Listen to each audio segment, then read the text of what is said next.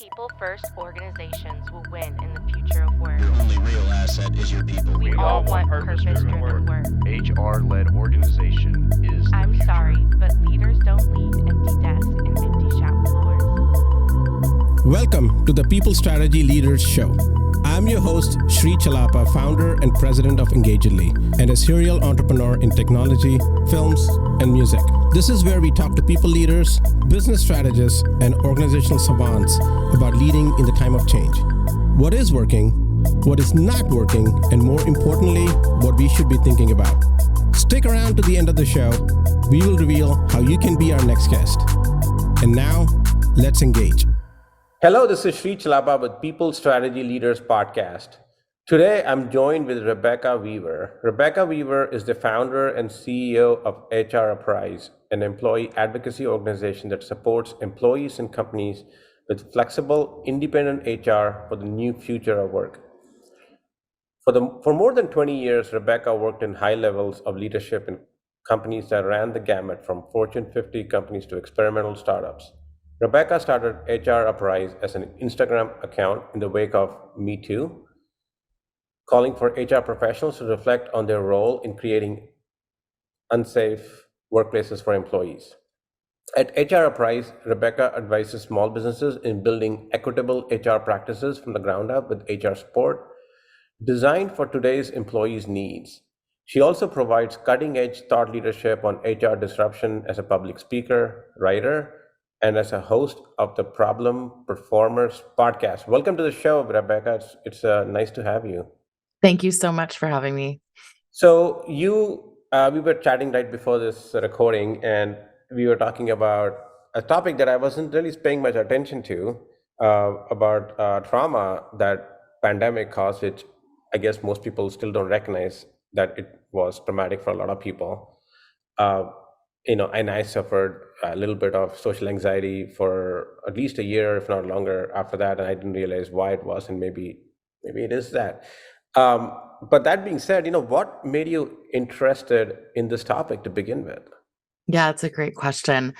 It really was my own experience during the pandemic. So we all have our own experiences and our own, I think, versions of trauma related to the pandemic, certainly the ways in which it has changed us. So my story is I was diagnosed with breast cancer at the very beginning of the pandemic, so January of 2020. And my husband is an emergency physician who works at the hospital where the first COVID patient here in the United States was treated. So it hit us very, very early. And I had just begun chemotherapy when things started to shut down. And so our two young girls were with us at the time, home from school, so home 24/7. And we made the decision my husband had to move out while I went through chemotherapy. He was treating patients every day with a disease that we knew very, very little about. It was very deadly, and decided that would be the safest thing for all of us. So I went through 5 months of chemotherapy with our young girls at home. They were 6 and 3 at the time. And it fundamentally changed who I am, fundamentally changed in a lot of ways how I view the world. And in the middle of treatment, I came across this concept called post-traumatic growth. So like a lot of people, I was familiar with the concept of post-traumatic stress, but had never heard the term post-traumatic growth before. And the idea is a concept in psychology that is essentially, it explains how a percentage of people who go through a trauma are able to grow after the trauma. And so that really started me on this path of digging in. And as I went through treatment, then after chemotherapy, it was multiple surgeries and 7 weeks straight of radiation. And then all of the transition afterwards back to life. And I use sort of air quotes for that because there really was nothing of my previous life that I knew of that really existed anymore. Certainly not the way I viewed the world. And so it really set me on this path. And having, as you said in the intro, having had 20 years of HR experience through all of this, I really was wondering and thinking a lot about, and continue to with my business and the clients that we work with, really think about how did that entire experience of the pandemic change all of us? And what can we learn from that experience to really create and shape a better future for us all? Well, kudos to you for going through that experience and then talking about it. And now you're working on a book on the That's same right. topic. And like you said, I've heard the term PTSD or post-traumatic stress. Haven't really thought about post-traumatic growth. I guess some people grow from it and some people continue to suffer from it. I guess there is a way to grow from it if you recognize that. So talk to me about how, in the context of workplaces, how has pandemic caused trauma, if you will, that, obviously I was not thinking about in those terms. So it'd be helpful to know, in your own research and observation, I'm sure you've done quite a bit of that. What has changed or in terms of that pandemic's impact at work on workplaces and people's own behaviors that you would call has caused trauma? Yeah. Well, I want to be clear, I'm not a psychologist, so I want to be really careful with that. But you're right, I have done a lot of research. I've spoken to a lot of psychologists. And so trauma is a very specific term in psychology. And so I'll be careful that I'm not attempting to diagnose anyone, because that would be inappropriate. But I can speak to how the pandemic has changed so many of us. And so you think about previous to the pandemic, as an HR professional, I had the opportunity to work for some very experimental companies, and I would say they were very cutting edge in terms of working remotely, having flexible schedules, a lot of the things that we were forced into in the pandemic. And there were a lot of companies that I worked with prior to the pandemic who would say, oh, we love the idea of, flexible work locations or remote work, but that won't work for us. Our work is different. So whether it was creative pursuits or collaboration that was required, or, any number of explanations or excuses, companies would say, oh, no, that wouldn't work for us. And then, of course, with the pandemic, it was forced upon so many businesses. I've spoken to dozens and dozens of people whose entire businesses went away almost literally overnight. Right.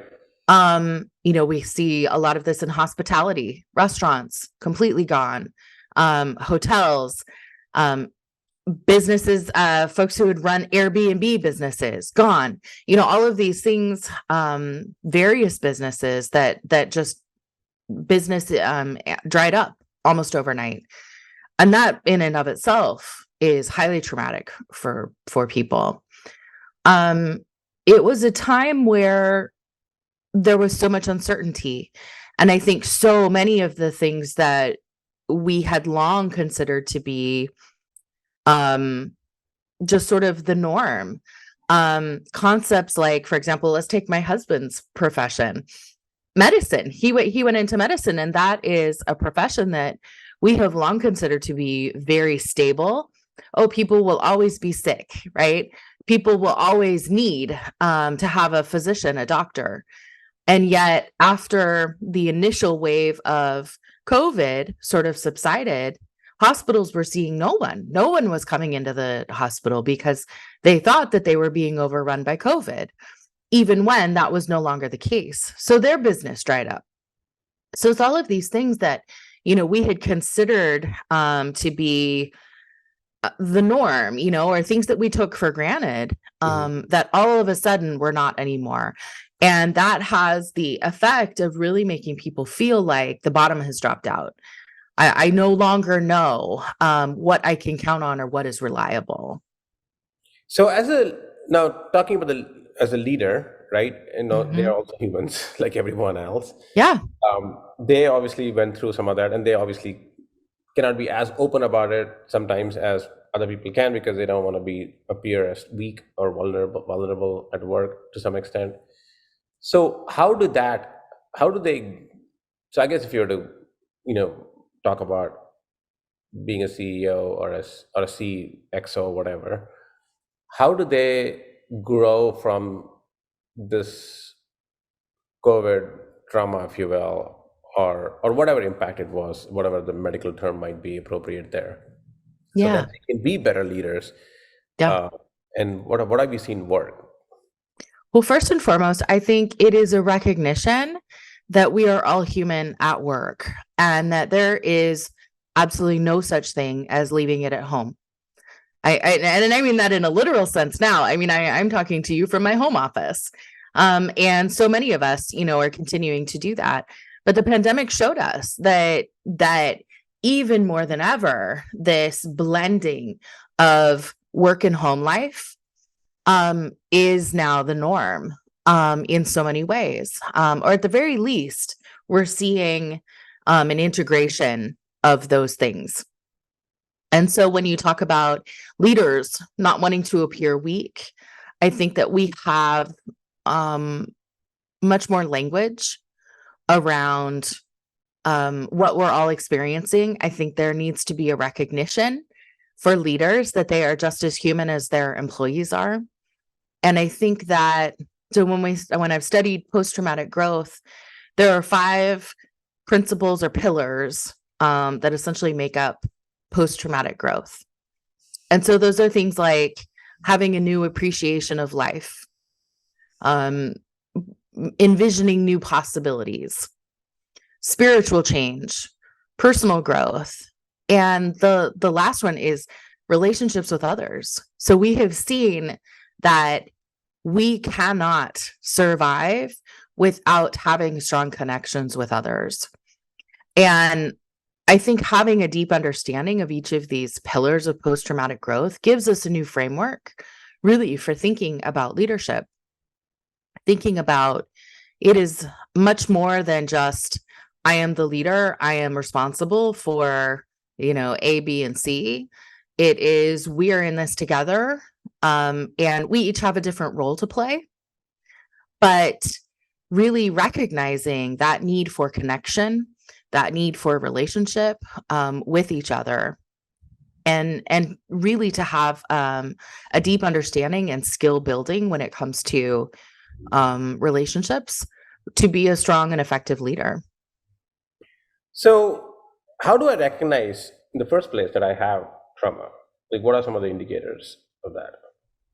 I think, yeah. So again, staying away from the kind of, clinical definition of trauma, I think looking at, are there challenges? Are there things that used to feel easy that don't anymore? For myself, I have now started to attend conferences in person again. And it's been years. It's been a few years since I did that. And I used to love it. I used to go, be the classic extrovert, and I would get my energy from other people. I love talking with people all day long. And I still do. I still very much enjoy having conversations with people, meeting new people, learning about their stories. But it takes so much more energy for me now than it ever used to before. And I find myself absolutely exhausted at the end of the day, as opposed to energized and, feeling ready to go. So for me, that's just one example, of how I've seen these things really, really change for me. My desire to, in the work that I do, and a lot of this for me is direct result of having gone through cancer treatment and really confronting my own mortality at a young age. For me, it's very different now when I think about what do I want out of a career? What does that look like? What is critically important to me and what is not anymore. I have fundamentally changed in terms of how I view the future versus how I appreciate the here and now. For me, it is I think of it as this aggressive daily reminder that tomorrow is not promised. And again, we saw that directly during the pandemic. Yeah. At a scale of millions of people. And so for me, this aggressive daily reminder, I want to use that and turn it around and say, okay, so tomorrow is not promised. So now what? What are you going to do with your time? How is it going to be meaningful? How will you be contributing something meaningful to society? Yeah. So, obviously you had a much more traumatic experience than probably a lot of us. And, it's really impressive what you learned from that process and grew from that process and timeline.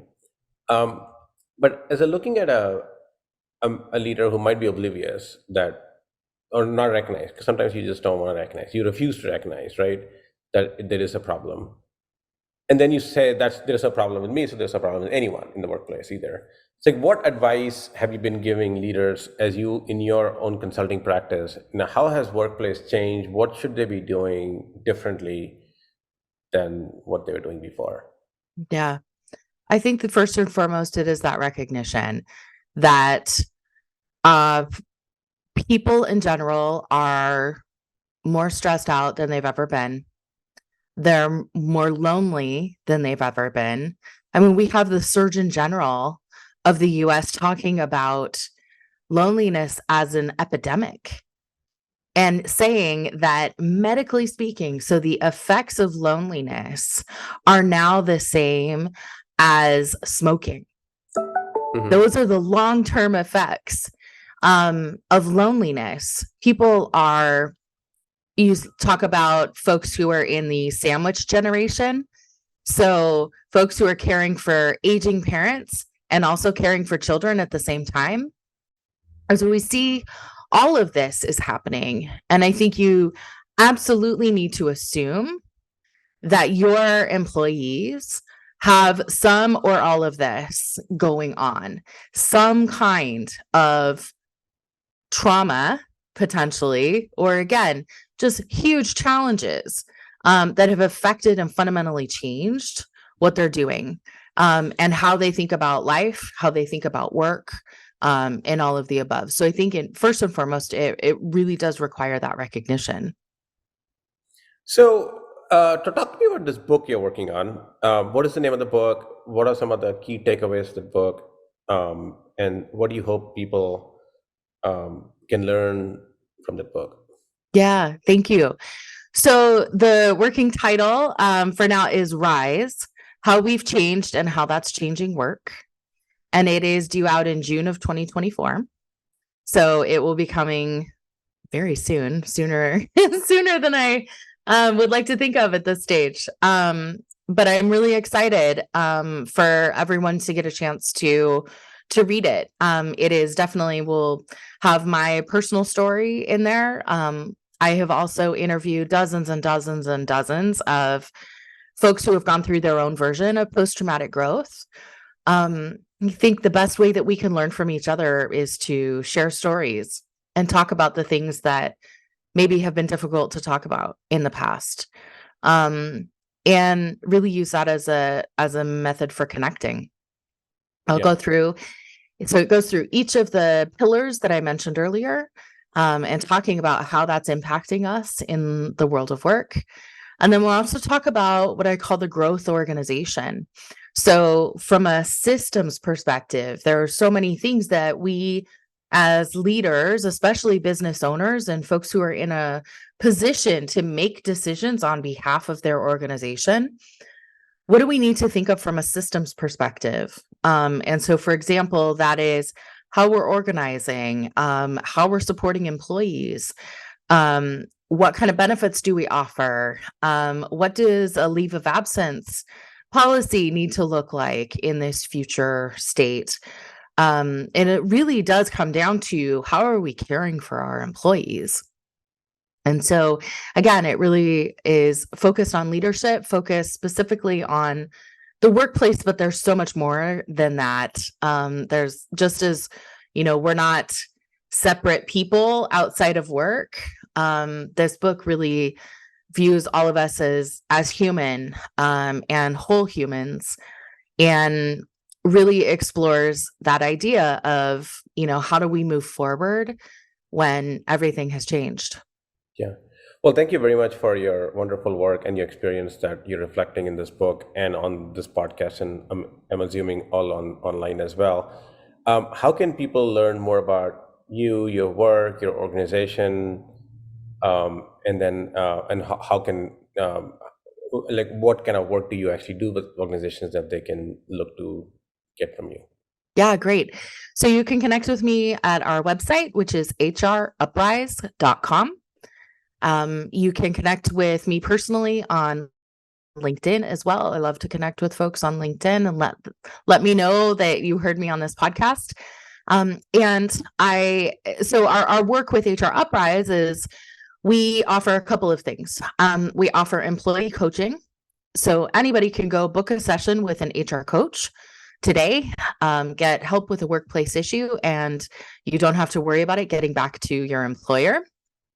And then we also do business. We also work with businesses who are small and ultra small, is what I usually say. So we have all kinds of HR support, from group coaching all the way up to fractional HR for businesses with usually less than 100 employees. Excellent. Well, thank you, Rebecca. It's been a wonderful time talking to you, and I wish you all the best with your work and your book. And thanks for sharing your story. Thank you so much. Chellappa here. Thank you so much for listening to the People Strategy Leaders podcast. If you are a successful leader or a people strategist who would like to be on this program, please visit engagedly.com/People Strategy Leaders podcast.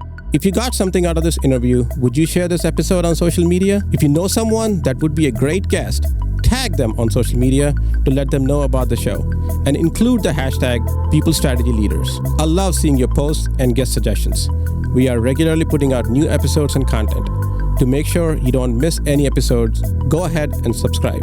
Your thumbs up, ratings, and reviews go a long way to help promote the show and mean a lot to me and my team. Want to know more? Follow me on LinkedIn and Twitter at Chellappa. Thanks for listening. We will see you next time. And thank you to Patrick Ramsey, sound engineer at Kalinga Production Studios, for recording and mixing this show.